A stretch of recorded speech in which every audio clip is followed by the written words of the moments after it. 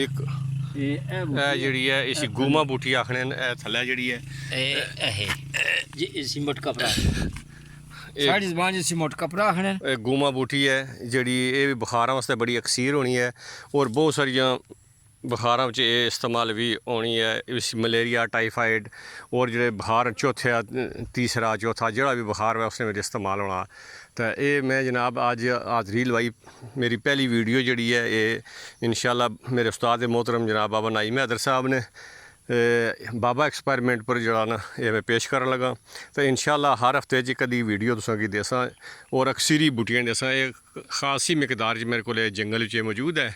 तो यह तुम सारा देखो इंशाल्लाह अगर कोई गड्डी लद्दी लाना चाहे तो भी लद्दी जाई सकनी है इतनी मकदार साढ़े को मौजूद है जनाब ये पूरा जंगल है इसना तो ये काश्त से समझो किते आ एक पूरे एरिए विच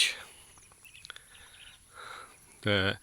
बड़े मोटे मोटे ताने भी इसने मौजूद हैं असां इसने नमक भी बनाया सी वो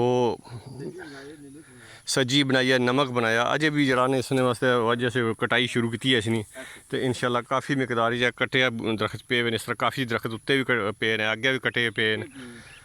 तो कुछ असां घर लाई गए हैं जेह्ड़े छत उत्ते सुट्टे न तो इंशाल्लाह जरा तुसां नाल राबते रेसन तो इस वीडियो की सारे शेयर भी करो